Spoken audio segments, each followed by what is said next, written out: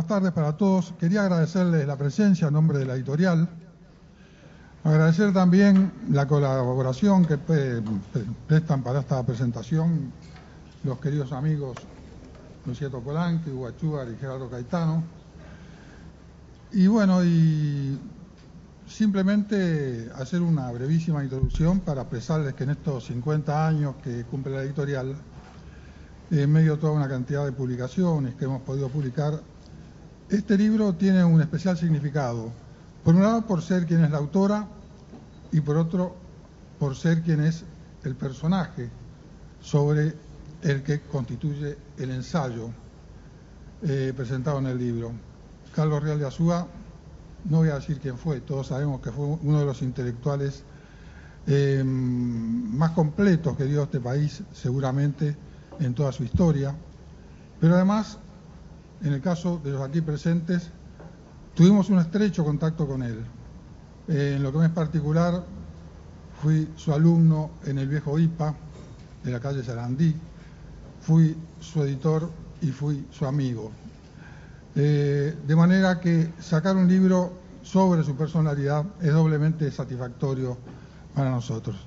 Bueno, voy entonces a pasarle la palabra a Hugo.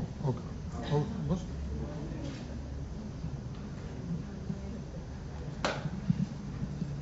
No, en realidad, como los tres invitados no necesitan ninguna presentación, digo, vamos a empezar con Hugo Achúcar, con el director de Cultura, luego seguimos con el profesor Gerardo Caetano, el locatario de nuestra facultad, y con la senadora Lucía Topolanqui.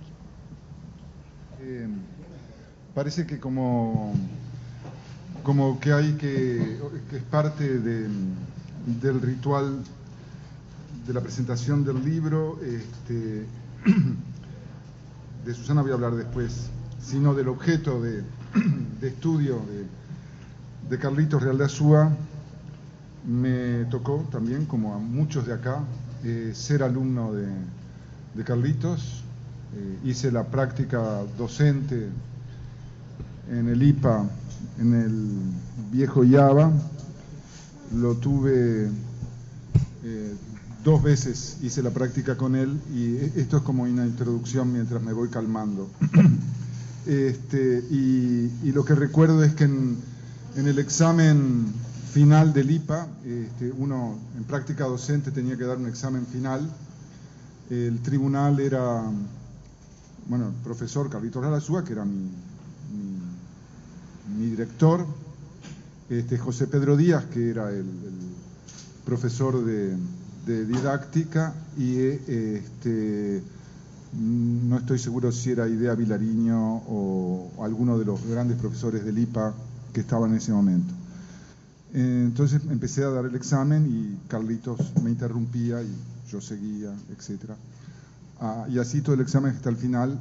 Salgo para que el tribunal delibere y se me acerca José Pedro Díaz, que era el presidente del tribunal, y me dice: muy bien, salvaste contra Carlitos, o a pesar de Carlitos, porque era una interrupción constante la clase, es decir, no dejaba intervenir a los alumnos, él intervenía en la clase. Pero bueno, eso era parte de lo que era algo que señala Susana en este libro, en este disfrute del libro que nos da, que era la espontaneidad. Carlitos era un ser absolutamente espontáneo, y creo que esa espontaneidad tiene que ver con lo que para mí es algo que se marca en el libro y que me interesa señalar. Mejor me saco el reloj porque si no hablo de más. Y es la libertad de pensamiento, de vida. Carlitos iba por el mundo por las lecturas, por las ideas, por el pensamiento, por el diálogo intelectual, con una total desenvoltura y con una total falta de ataduras a ciertos esquemas. En ese sentido, creo que es muy ilustrativo una cita que recoge Susana de Carlitos, donde Carlitos cita al pasar, dice: Existen de seguro más cosas entre el cielo y la tierra que aquellas que para el historiador positivo o positivista existen. Es típico de Carlitos. Lo que está haciendo acá no es solamente una definición de lo que es, sino que está glosando a Hamlet. Es lo que Hamlet le dice a Horacio al comienzo de la tragedia. Y él metía esas cosas sin hacer citas y notas al pie de página, jugaba así. Pero también es esa idea de que existía algo más entre el cielo y la tierra de lo que la filosofía de uno podía imaginar. Es esta libertad la que, de algún modo, Susana Mayo con gran calidad rastrea a lo largo de esta, ella lo llama biografía. Sí, es una biografía.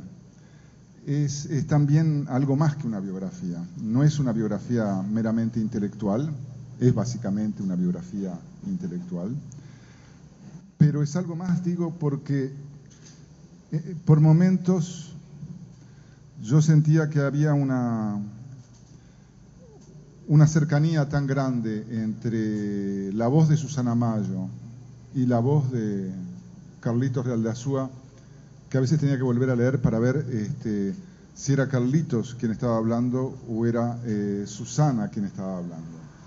Y esto tiene que ver por una cosa que me parece que es uno de los hallazgos del trabajo de Susana, pero además una de las virtudes de Carlos Real de Azúa, del pensamiento de Carlos Real de Azúa. Es decir, Susana va del hoy aquí de Susana Mayo, del hoy aquí de todos nosotros, a releer la obra y el pensamiento de Real de Azúa. Y esto no es poca cosa, porque de algún modo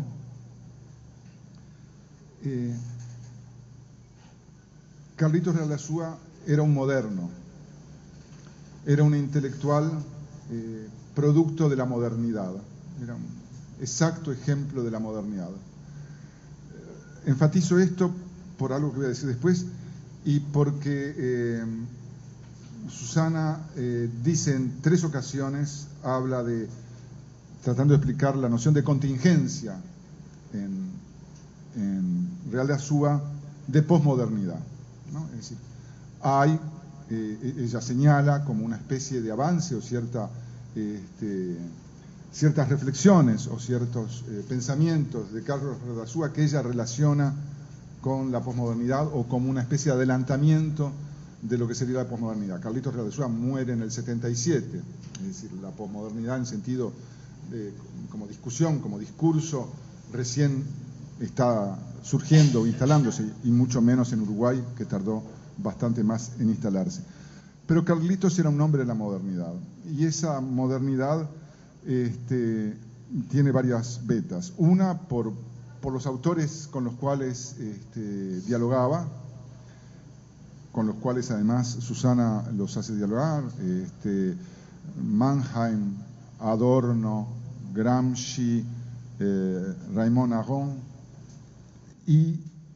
pero además porque era un hombre que creía en el saber como un proyecto y el saber como una construcción de un programa de futuro y de una proyección hacia adelante. Sin embargo, y esto también es Carlitos para aquellos que lo conocieron o para aquellos quienes lo leen. Señala Susana Mayo, hay gente que habla de las contradicciones de Carlitos. Carlitos se contradecía. Es decir, sí, Carlitos se contradecía, uno puede decirlo.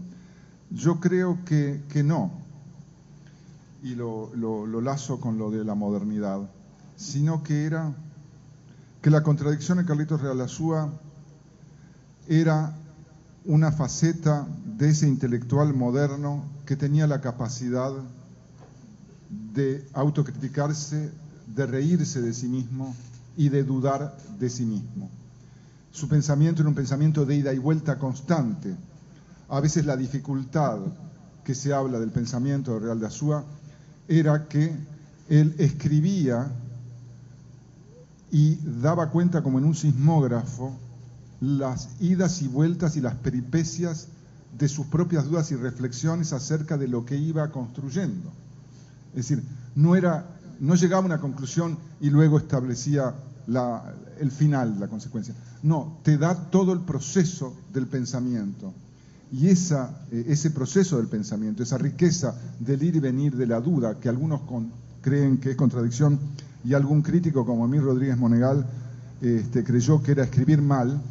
No era escribir mal, era esta condición de Carlitos que empezaba una frase, ponía un entreguionado, en el medio del entreguionado venía un entre paréntesis, en el entre paréntesis una subordinada, luego cerraba el guión y seguía con una deriva de pensamiento que uno al final lo escuchaba, lo volvía a leer y era una claridad perfecta.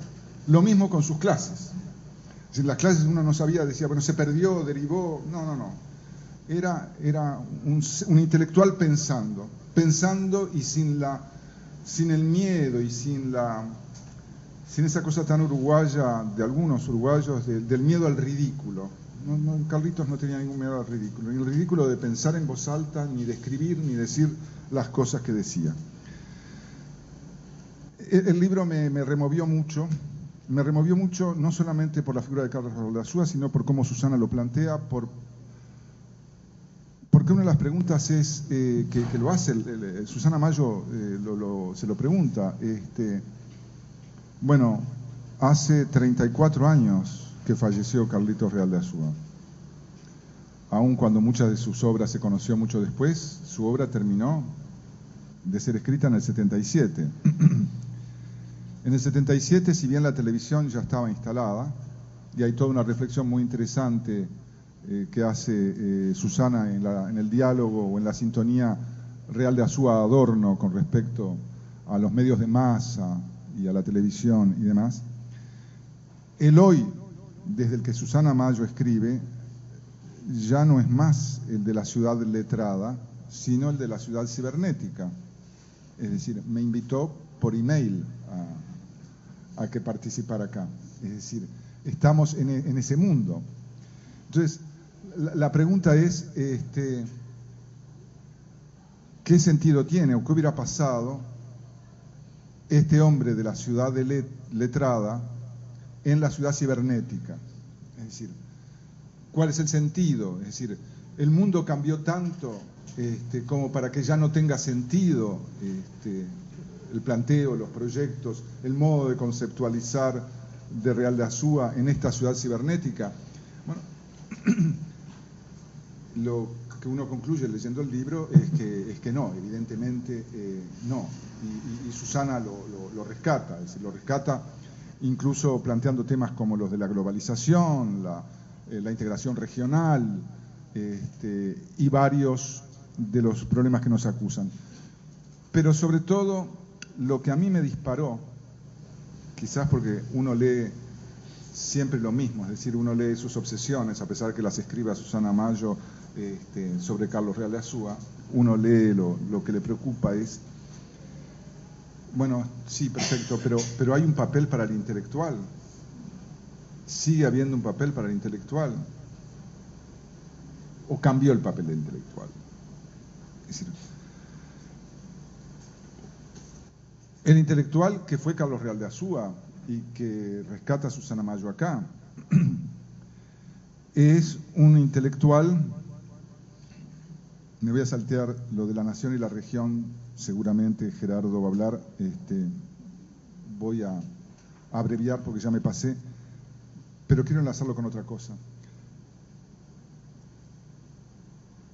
Lo marca muy fuertemente Susana Mayo, y ha sido dicho hasta el cansancio, entre otras cosas porque Carlos Real de Azúa escribió la famosa antología del ensayo, que fue un ensayista, y hace la oposición, Susana Mayo, que muchos realizan entre ciencia y ensayo, ¿no? Es decir, la ciencia como la oposición al ensayo, el ensayo como la descalificación hoy, supuestamente hoy, hecha por el medio académico, de que el ensayo no es fuente rigurosa de conocimiento. Y sin embargo, yo creo que no. Y eso es una de las cosas que me entusiasmaron siempre en Carlitos, y creo que me entusiasma del planteo, de la versión que Susana Mayo construye de Carlos Real de Azúa. El ensayo y el ensayismo en Real de Azúa es un ensayo con rigor. Como decía un coetáneo de él, Guido Castillo, la cultura es lo que queda después que uno se olvidó de todos los nombres y de todos los títulos de los libros que ha leído.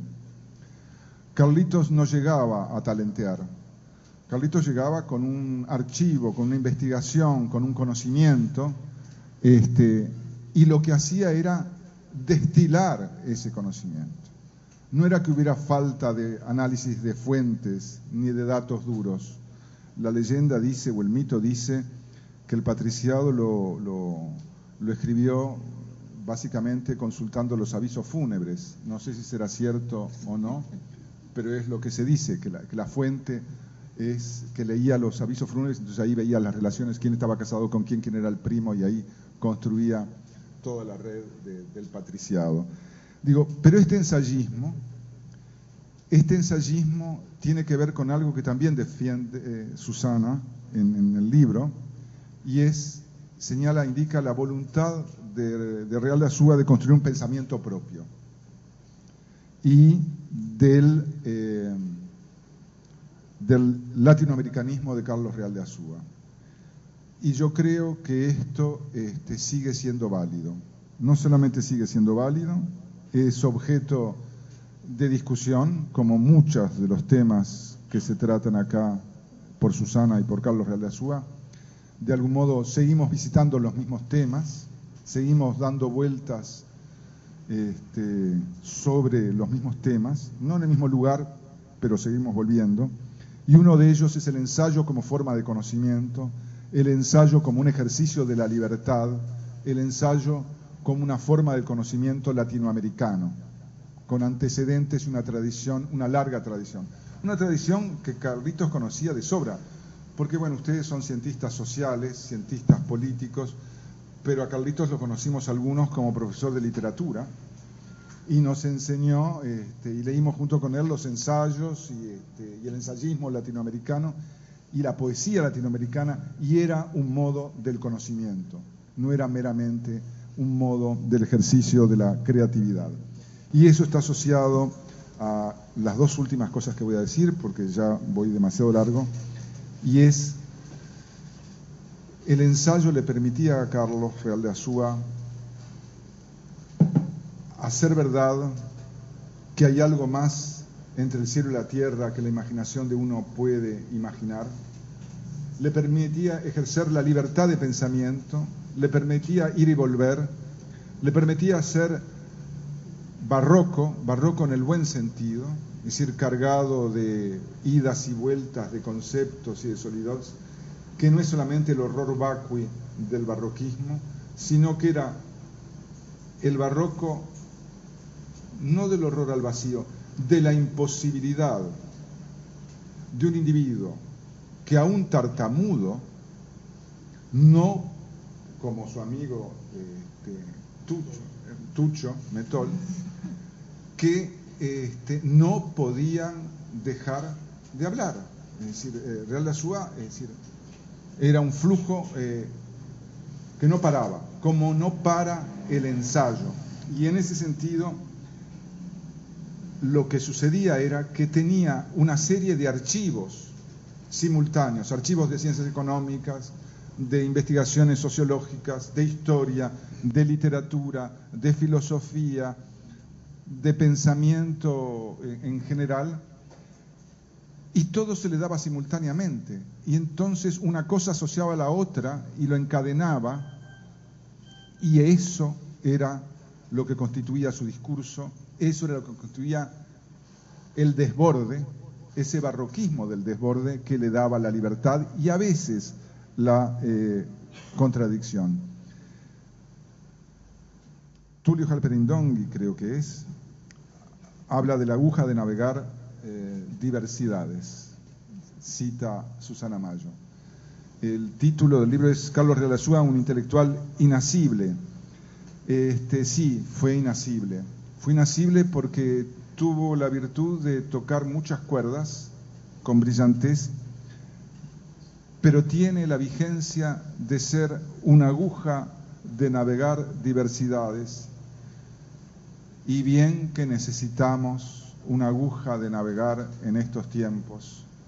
Bien que necesitamos a alguien que nos permita pensar y repensar sin dogmatismos, sin visiones de túneles, con la libertad y la capacidad de equivocarse y decirlo maravillosamente en un libro sobre España, de reconocerse en sus errores y ser honesto como para manifestarlo, y de no atarse a consignas. Eso, junto con el descubrimiento de que la nación era más que lo que nos habían dado, que la nación solo se completaba en la región y que América Latina era un destino imprescindible. No sé, no quiero abusar, creo que he dicho algo de lo que fue Carlitos Real de Azúa. Solo quiero terminar, para cerrar el círculo, en esa misma clase en que di el examen con Carlitos Real de Azúa, se me sentó al lado al principio de la clase, yo estaba muy nervioso y me había tocado dar un soneto de Baudelaire y Carlitos se me sentó, entonces yo empecé en el IABA, en aquel IABA del 67, a explicar lo que era un soneto, y Carlitos me dice, no en secreto, sino lo dice para que lo escuchen: qué lindos zapatos, Hugo, ¿dónde los compraste? Con lo cual, por supuesto, me desarmó la explicación de lo que era el soneto y me enseñó a improvisar y a ser espontáneo. Eso es parte de la herencia que hoy celebramos gracias a Susana Mayo. Gracias, Susana.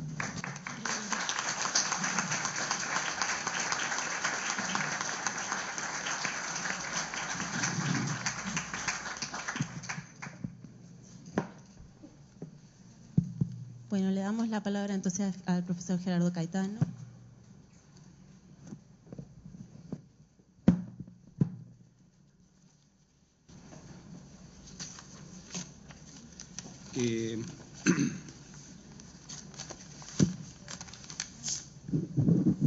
Buenas tardes. Bueno, yo por razones de edad no fui alumno de Carlos Real de Azúa. Sabemos que sos joven. Ni lo conocí. Pero lo he leído tanto, y lo hemos discutido tanto, que forma parte de esos conocidos que uno conoce sin haberlos visto nunca. Por eso, bueno, le agradezco a Susana no solamente la invitación a presentar su libro. Este libro forma parte de una trayectoria larga de conversaciones que tenemos con Susana. Conversamos durante su libro. El libro no lo trae la parte editada, pero su tesis sí. Su tesis tiene un anexo realmente extraordinario con muchas entrevistas a personas que de un modo u otro conocieron o han trabajado sobre Real de Azúa. Y yo, no imponiéndole nada a Eber, pero abogo para que algún día ese tomo, que son bastantes más páginas que el libro editado, se publique, porque fue un sustento muy importante de la tesis de Susana y creo que sería muy útil conocerlo. En primer lugar, yo creo efectivamente que el texto de Susana es una biografía intelectual, y creo que apunta al núcleo de lo que Hugo señalaba, que es el papel de un intelectual. Yo creo que realmente que Real de Azúa fue un intelectual cabal y que cumplió radicalmente, porque era un hombre de ir a la raíz de sus compromisos, cumplió radicalmente una serie de elementos sustantivos en el oficio del intelectual. Y no le fue sencillo. En primer lugar, él se definía como un observador participante. Y es lo que era una visión muy precisa. Él observaba, era un voyeur, eso que todo investigador de alguna manera es, alguien curioso, que mira desde lugares no usuales, pero al mismo tiempo muchos compromisos que le venían de muy lejos lo hacían ser participante, no podía simplemente observar, era un observador participante. Por eso, como intelectual, nunca rehuyó el compromiso público. Es impensable, y él lo sabía, verlo a Carlitos, bueno, manejando una oficina, o dirigiendo una política pública. Aborrecía dirigir una clase, y bueno, los cuentos sobre cómo daba las clases y cómo desarmaba las clases y cómo interrumpía las clases que daba a las 8 para escuchar el informativo y cómo muchas veces se acostaba en la mesa en la mesa de la tarima y cómo, por ejemplo, interrumpía a los estudiantes cuando estaban dando exámenes. Es impensable verlo ordenando, gobernando, es impensable.